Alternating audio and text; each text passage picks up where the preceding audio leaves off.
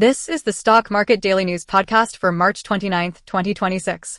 I'm your host, bringing you the top stories and key trends shaping yesterday's markets in just under 2.5 minutes. Wall Street wrapped up a bruising week on Friday, with major indexes closing sharply lower for a fifth consecutive week, making it the market's longest losing streak since 2022. The S&P 500 dropped 1.7% to finish at 6,369. The Dow Jones Industrial Average tumbled 793 points, or 1.7%, settling at 45,166. The Nasdaq shed 2.1%, sinking to 20,948. Tensions in the Middle East continued to rattle markets. The uncertainty around the ongoing war with Iran weighed heavily on investor sentiment. Even as President Trump extended his deadline for military action if Iran doesn't allow oil tankers to exit the Strait of Hormuz, markets were unimpressed, especially since Iran gave no sign of backing down and Israel threatened to escalate. Doug Beath of Wells Fargo described risk appetite as evaporating in the fog of war. The practical impact: energy prices soared. Brent crude oil spiked 3.4% to $105.32 per barrel, while U.S. crude surged 5.5%, touching nearly $100. Energy inflation remains a significant risk for both consumers and businesses globally. Tech stocks led the retreat, delivering heavy losses for investors. Amazon shares plunged 4%, Meta platforms dropped 4%, and Nvidia slid 2.2%.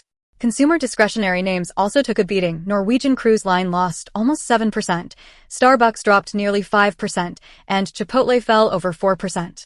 The consumer sector is feeling pressure as higher gas prices and war jitters dent confidence. In market corrections, both the Dow and Nasdaq entered official correction territory after falling more than 10% from recent records. The S&P 500 is now just under 9% below its all-time high, signaling heightened caution among portfolio managers and individual investors.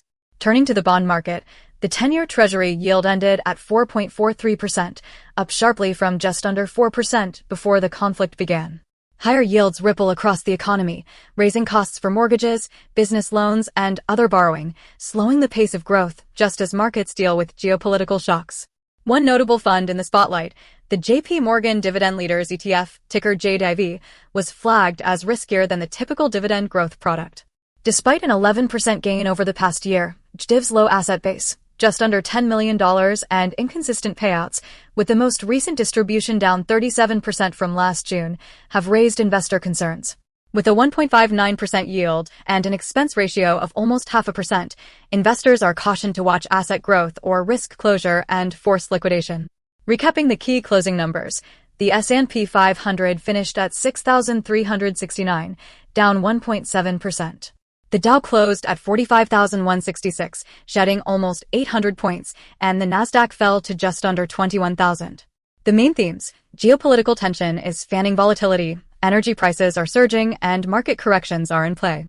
Looking forward, investors should keep an eye on upcoming jobs data, the next Federal Reserve meeting, and further corporate earnings reports for signals on market direction. That's your Stock Market Daily News podcast for March 29th. For more insights and real-time updates, be sure to subscribe and follow us daily. Thanks for listening.